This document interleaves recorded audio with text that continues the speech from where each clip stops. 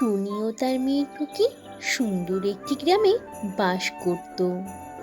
তাদের প্রতিবেশী ছিল যোগু কাক ও তার স্ত্রী কণিকা এবং তাদের ছেলে কনক।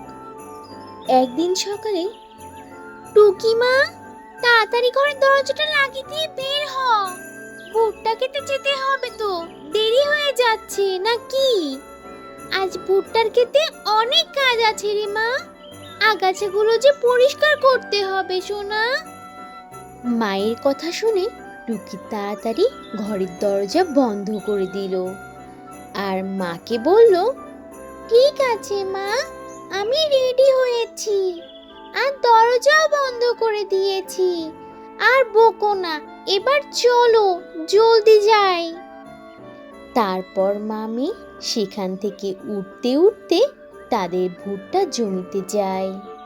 ভুট্টা জমিটা তাদের বাড়ি থেকে বেশ কিছুটা দূরে ছিল। ভুট্টার জমিতে পৌঁছে টুনি টুকিকে বলল, টুকি মা, তুই জমির ওই দিকটাতে আগাছা পরিষ্কার করবি আর আমি এই দিকটাতে, কেমন? দুজন দুদিক থেকে কাজ করলে কাজ সহজ হবে আর দ্রুত শেষ হয়ে যাবে।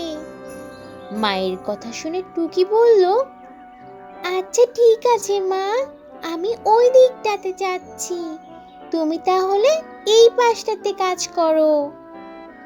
এরপর মা ও মেয়ে দুজনে দুদিক থেকে কাজে লেগে পড়ল।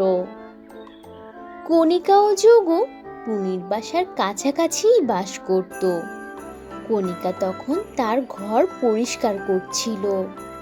সে তার ঘরের সব ময়লা ঝাড়ু দিয়ে একটা ঝুড়িতে তোলে আর বলতে থাকে, যাই, এই ময়লাগুলো টুনির বাড়ির সামনে গিয়ে রেখে আসি গিয়ে। টুনি কাজ করে এসে ময়লাগুলো দেখে বেশ জব্দ হবে, আর তখন আমি আর যোগু টুনিকে দেখে অনেক মজা নিব। এই কথা বলে কণিকা উঠতে উঠতে সেই ময়লার ঝুড়িটা নিয়ে টুনির বাড়ির দিকে যায়। আর সে টুনির বাড়ির সামনে গিয়ে সেই ময়লাগুলো ফেলে দিয়ে চলে আসে। তার বেশ কিছুটা সময় পরে টুনি ও তার মেয়ে টুকি সারাদিন ভুট্টার জমিতে কাজ করে ক্লান্ত হয়ে বাসায় ফিরে আসে। তখন টুনি বাড়ির সামনে এমন ময়লা দেখে চমকে যায় আর বলতে থাকে, আল্লাহ আল্লাহ, এই ময়লাগুলি এখানে কি করে এলো?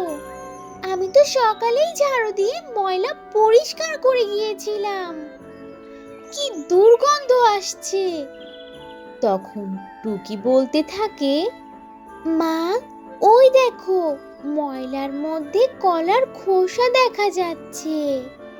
আর আমি গতকাল যোগু কাকাকে কলা কিনতে দেখেছিলাম।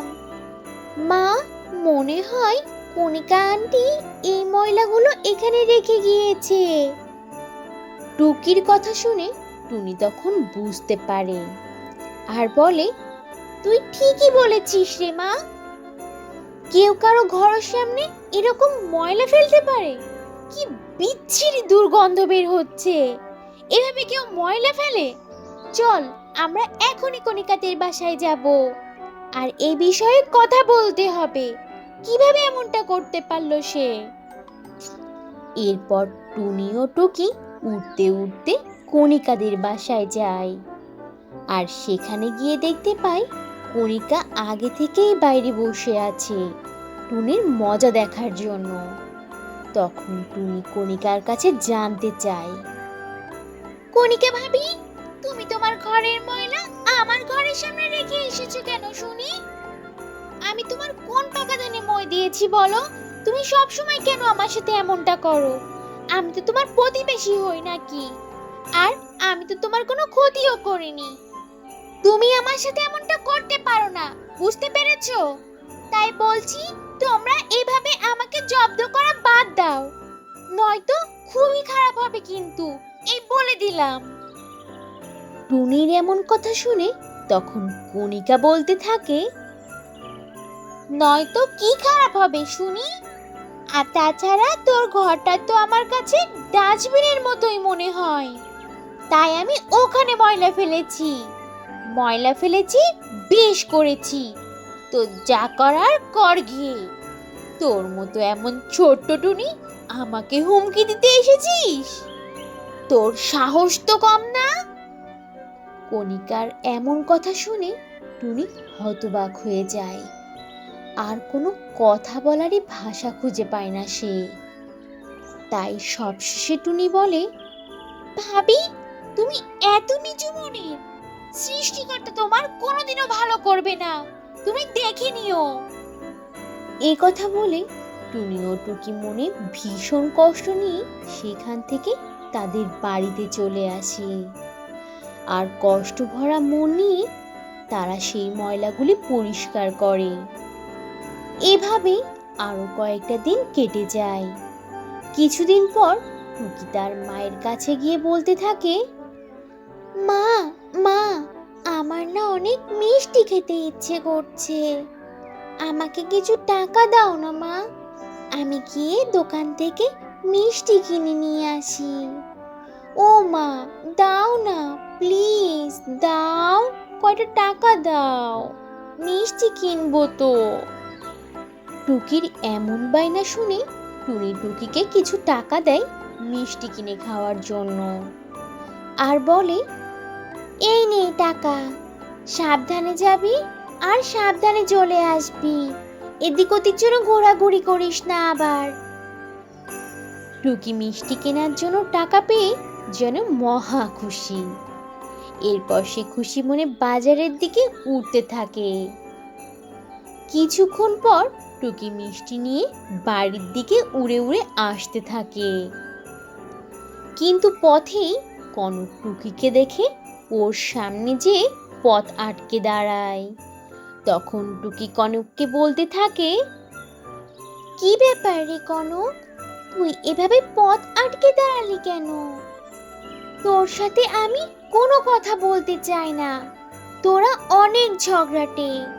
সর, সর বলছি আমার রাস্তা থেকে, সরে যা, আমি তাড়াতাড়ি করে বাড়িতে যাব। তখন কনক হাসতে হাসতে বলতে থাকে, কি রে, তুই মিষ্টি কিনেছিস? তোর হাতের মিষ্টির প্যাকেটটা দিলেই আমি রাস্তা থেকে এখনই সরে যাব। দে, আমাকে মিষ্টির প্যাকেটটা দে, জলদি দে বলছি, দে। লোভী কোথাকার, আমি আগেই এটা আন্দাজ করেছিলাম, আমি তোকে এই মিষ্টির প্যাকেট কখনোই দেব না, কিছুতেই না।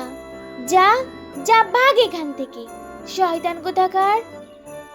টুনির এইসব কথা শুনে কনক রেগে গিয়ে বলে, কি, আমি লোভী? দাঁড়া দাঁড়া, তো দেখাচ্ছি মজা। এই কথা বলে কনক টুকিকে ঠোঁট দিয়ে আঘাত করতে থাকে এক নাগালে। এভাবে কনক টুকিকে মেরে জখম করে ওর হাত থেকে মিষ্টির প্যাকেটটা নিয়ে চলে যায়।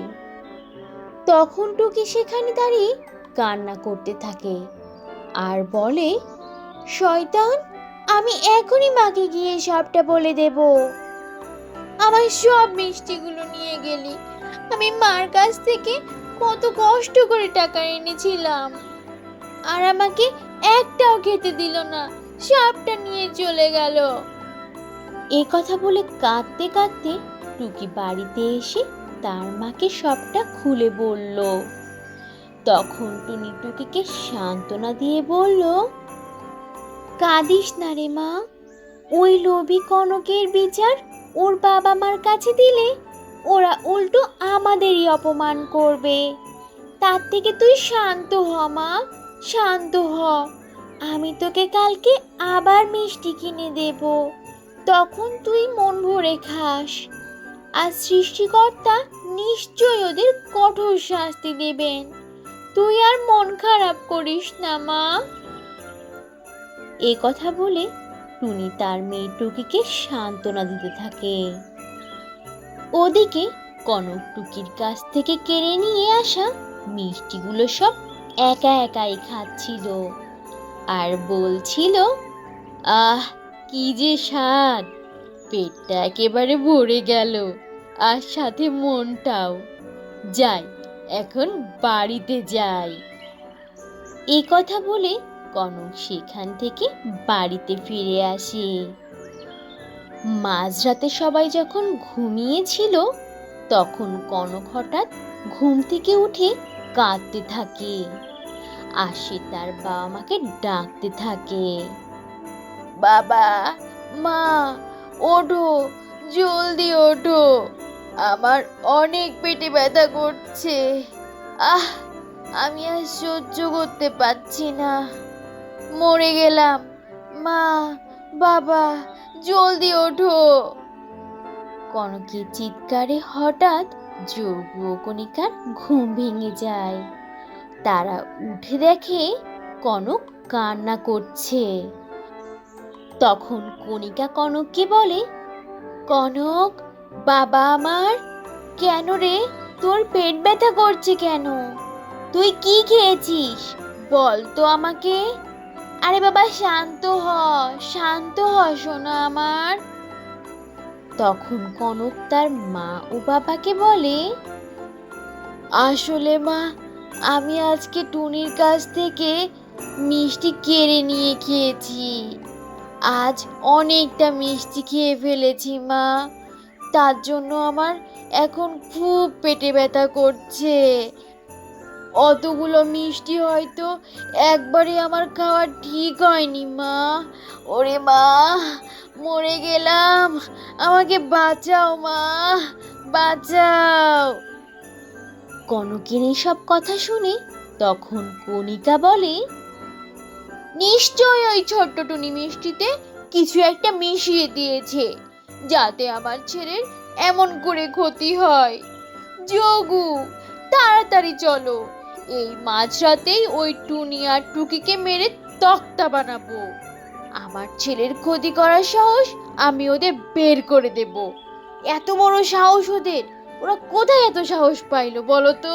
হ্যাঁ যোগু, তাড়াতাড়ি চলো, লাঠি দিয়ে আজকে ওদের মেরেই ফেলবো।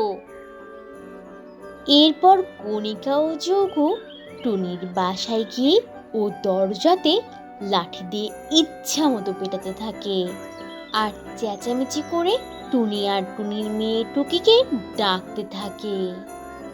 দরজায় এমন শব্দ শুনে মা ও মেয়ের ঘুম ভেঙে যায়। মা ও মেয়ে জলদি করে বাইরে এসে দেখে কণিকা ও যোগু বাইরে লাঠি হাতে দাঁড়িয়ে আছে। তখন টুনি কিছু বুঝতে না পেরে তাদেরকে বলে, কি ব্যাপার যোগু ভাই, কণিকা ভাবি, তোমরা এই মাঝরাতে এমন ভাবে চিৎকার চেঁচামেচি আর শব্দ করছো কেন শুনি?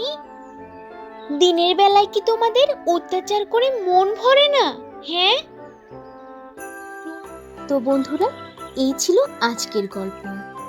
গল্পটি থেকে কি শিক্ষা পেলে তা অবশ্যই কমেন্ট করে জানাবে।